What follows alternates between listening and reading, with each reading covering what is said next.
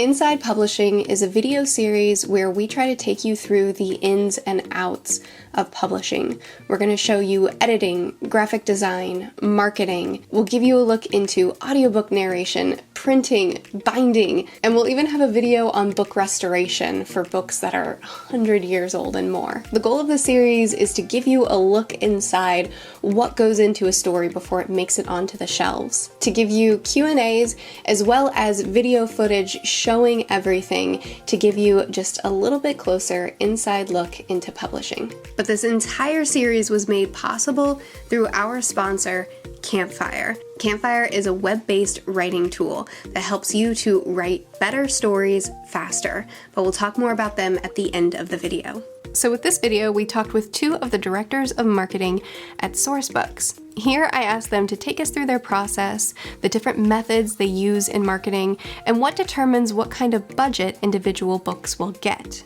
I think this might sound oversimplified, but really marketing at Sourcebooks is about impact. So we start working on a book anywhere from before it is even acquired to more typically maybe 6, 8, 10 months out from when it's going to publication. And we are really initially trying to identify who is the audience of the book. And because marketing is really direct to consumer and in many cases also direct to the gatekeepers, the book sellers and librarians and educators and parents, we will try to identify who those audiences are and how then best to reach them. And from there, it's about execution, creating a marketing plan that matches kind of the expectation of the book and how it can perform in the marketplace. We are in trying to identify an audience, trying to find the broadest audience possible. Our marketing plans are really created around marketing tent posts and levers and what we think will work best for the book. And that can be anything from events to influencer marketing to online digital marketing to independent bookseller marketing, which is a lot of what Valerie does. Yeah, so some of the things we do is I got to get people to read the book because at the end of the day, we all love books. We're in this industry because we love books. Whether you're a publisher, you're a teacher, you're a blogger, you're a YouTuber, whatever it is, you love books and that's why you do this. So our job is to send you a book based on the relationship we have with you. If you love horror, I'm going to send you Darcy Coates. You're going to get a really great package with a really fun envelope that is just creative, it's different, it makes you think, I have to put this at the top of my to-be read pile. And then after you read it and you love it, you tell everybody that you know about it. Or if you're a retailer, you bring it in big quantities to your store, you put it on displays. So that's one element of our marketing campaign. Other things on the business-to-business side is we have a ton of trade shows and conferences. A lot of those have gone virtual, but we're still doing them. So it's finding all of those opportunities for our authors to get in front of big audiences so they can share their passion for the book. That's one of my personal favorite things is actually listening to the author pitch their book because I hear things that I think, ooh, I'm going to start using that in my pitch, which is so much fun. And of course, you love the book, so you want to have that interaction with the author as well. So there's that, there's advertising, there's so many different elements that we use. And I always say that a marketing campaign is like a story itself. It's a novel. You can't just do one thing. If you do one thing, no one's going to see it. It's not going to pop. You've got to do a whole list of things. You've got your introduction and your crescendo and then, your conclusion when the book comes out. And even then it's not really concluded. You're still working on the book even after it's come out and you're putting that book into people's hands. Yeah, and I think when we think about the consumer side of things, and Valerie touched on this a little bit, is we know that in order to move someone to purchase a product, they need to see it 6, 7, 8 times. So a lot of what we do is based on touch points. How many touch points can we create in a hopefully concentrated time period to try to build and drive awareness for the book and drive people online or into stores or into libraries to check that book out. And one thing I want to make sure that we touch on is that for us, really, the one of the first steps in the process is identifying what is the best positioning and hook for the book, because that initial messaging will really carry you throughout your marketing campaign and your go-to-market strategy. What is the thing that will move people to need that book? whether it's something that fulfills a parenting need. They need to understand how to deal with tantrums in their toddler with 1, 2, 3 magic. Or they have a child obsessed with wanting a dog. So you get them We Want a Dog, which shows you 27 varieties of dogs and all of their different quirks and characteristics. So, how are you filling a need based on that product? And that's really what the message in the hook needs to deliver. And that should then carry throughout all of your marketing, and then adjusted based on the audience you're trying to speak and reach, whether that's a consumer or a bookseller or librarian. I love that you brought that up, because one of the books I always think is so interesting from the positioning standpoint is a book that came into us. It was a young adult book, and the title when it came in, I believe, is We Are Opportunity. And we changed the title to This Is Where It Ends, 54 Minutes During a School Shooting. So those two titles, just the title itself, they're very different. The type of cover you would create for those two titles is very different. And that's what we really need to do as a publisher, is to work with the author and each other to figure out what is going to be that thing that's going to give people goosebumps, or look at a book and say, this is the book for me. This is the one I need to take to the cash register. So we'll create a lot of materials for the books. Sometimes it is to accompany an advanced copy mailing that's going to booksellers and librarians. And sometimes it's more of a consumer focused product that accompany a book, and you're really trying to encourage shares on social. So something that might enhance an Instagram photo, let's say. So, we've done pins and blankets and candles and lip balm, and you see all of these things that to me it's an extension of the book and the brand and the story, and it gives people extra incentive to want to share it and talk about it with, as Valerie said, that the number one marketing tool is word of mouth. So that's what we're trying to create. One of the things that I just mentioned is we all love books, and it really starts when the editor presents the books to us, when they launch it to the company. And one of the books I like to talk about is The Radium Girls, where the editor was very excited about it. I went home, I read the manuscript, over a year before the book came out. I got excited about it. I came into the office and I talked to, everyone I could think of. Everyone had to listen to me. And then I printed the manuscript out and I just started putting it in bookseller hands, people I knew who would love it. And it became one of our best-selling nonfiction books of all time. At the end, it really comes down to the book, and there is a reader for every single book, and that's really our job as publishers, to get those books, get excited about them, and put them into the hands of the people that we know will be excited about them. You may not have a genre that's something that you're particularly interested in. We all have different things that we enjoy, but I read a book and I can immediately say, I am sending this to Renee at Old Firehouse because she is going to love this and she is going to just sell this like crazy.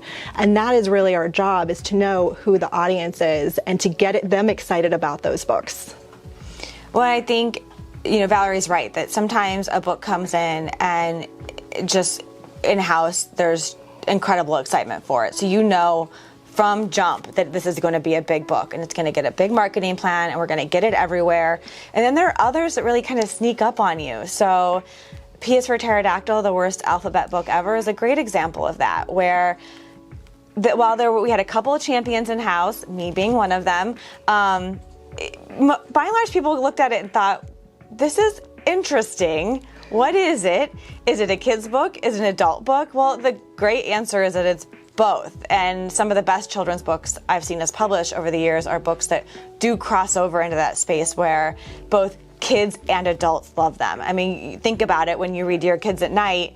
What books do you hope they pick or that you want to read, or ones that you enjoy as well? So P is for Pterodactyl was one of those where people weren't quite sure what it was, expectations weren't super high, and about a week before it went on sale, it got a New York Times book review and a hit online that went viral and shot it to number one on the New York Times bestseller list. We immediately went back to another printing. We've sold, I think, over 300,000 copies now of that book, and published a second book by the authors. And that's just a book where, it didn't kind of come in-house and people rallied around it right away, but every publisher has those on their list where the potential is there if you can get it into the right hands at the right time. And it doesn't necessarily even need to go viral. There can be other really early indicators that tell you there's something here that we've got that's bigger than maybe what we initially expected. So. And it's, again, it's so important for us to listen to our business partners. Another book that we were all very internally excited about was a book that recently came out called Girl with Stars in Our Eyes, which is a contemporary women's fiction that came out of our romance line that's got kind of some Daisy Jones in the Six elements to it. And our retailers were so excited about this. It was the Target Diverse Book Club pick when it came out. I mean, it was just everyone was so excited about it, and we were too. But that's what's so great about loving books and working in books is that you're excited, somebody else gets excited, that excitement comes back at you, and you start saying, okay, we were doing all of these things, but what else can we do? What's next? And that's what's so fun, I think, about what we get to do.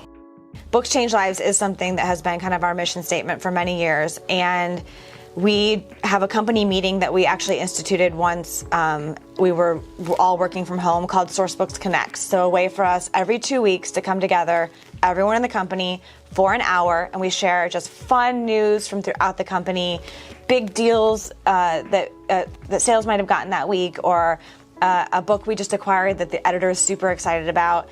And one segment we do every Sourcebooks Connects is Books Change Lives, and we present real life examples of how our books have connected and changed people. And some of the stories it's hard to even get through without welling up, and I think that personally that's what I love about working in children's books. You see that a lot. A great example of that is Marianne Richmond is one of maybe our best-selling author ever, and she writes these books that really help you express your love for a child.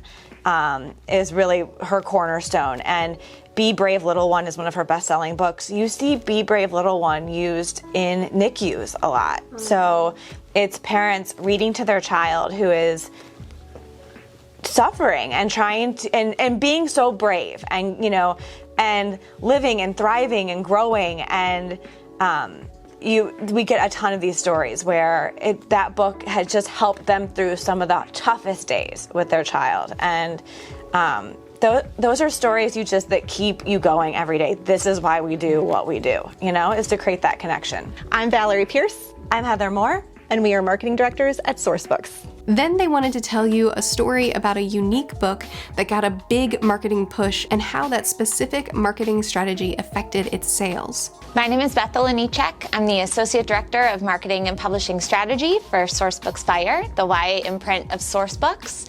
And I'm here to talk about Rachel Griffin's The Nature of Witches, a debut novel that we turned into an instant New York Times bestseller. So for The Nature of Witches, we knew that we wanted to create a really visual campaign. The book is about witches and climate change, and it's beautiful and romantic. And so we wanted all of our marketing to reflect that. So one of the things that we did really early on was enlist our influencer partners, especially on Instagram. We sent them very early copies of the book with some really amazing materials. We sent printed foil bookmarks and seasonal candles and horoscope sheets that were all designed around this incredible cover. And from that, we got so many amazing Instagram posts from these influencers who were so excited about the book and just wanted to show off its beauty. So we knew we wanted to create a package that just demanded to be on shelves. So we worked with our amazing design team to create this custom case. And the second we revealed this custom case, readers went crazy. Our pre-order numbers shot up, and we sent many copies out into the world to continue seeing those social posts. Once we knew that we had readers hooked and they were dying to receive the book, we launched a pre-order campaign. That pre-order campaign had several components that really resonated with readers. First, we partnered with One Tree Planted, an organization who agreed to plant one tree for every pre-order we received, which was something that meant so much to readers, and they were so excited to get their copy and plant their tree. We also commissioned a really special, beautiful art print that we distributed along with a signed bookplate from the author. In addition to that, we worked with 60 exclusive indie stores across the country. So we had independent booksellers promoting their pre-order campaign. We were promoting our pre-order campaign, which we were planting trees for. And in addition, we had this beautiful printed case that was exclusive to the first print run. And so people knew that they had to pre-order the book or they had to get it early in order to secure that exclusive printed beautiful case on their bookshelves. On top of all of that, we had an incredible author to work with. Rachel Griffin was a debut, but she came with natural savvy. She has been on a writing journey for a really long time, and people have followed her story. And so throughout this whole process, she was documenting her time, and readers were following along and just falling in love with her. And it really helped to create word of mouth for the book and get it out there in an even bigger way. So The Nature of Witches was an instant New York Times bestseller. It debuted at number 7 on the list in its debut week, and it stayed on for 2 weeks. So between conferences, working with bookstores and influencers, as well as merch and special editions, a lot goes into trying to get the word out there for a story. I learned that the publisher does everything they can to try to get a book into readers' hands, but that a big part of it is also working with authors who will put out the same effort so that they can work together to get the widest reach possible. With this video, we wrap up our time with Sourcebooks, and in the next video, we went to Michael Kramer and Kate Redding's home studio to get a closer look inside the making of audiobooks. But while you're waiting for that video, be sure to check out Campfire. Okay, hi, I'm Patricia McRiderly. Yes, you were right last time. The stickies, they don't work, but I have a better idea. More sticky notes and more notes and thumbtacks and string. I don't have string because I don't, but I cut up an old shirt. This one will work. I'm gonna teach you how to write a book. Something happens here. That's where we'll start the story. We can't forget about the main character. She goes here. That's right. So as you can see, the string will connect the different plot threads so that you never lose anything. I'm sure that you'll never lose your character named Carol. She's here. It's all here. I know that this one will work. Okay, we'll come back to Patricia next week for advice.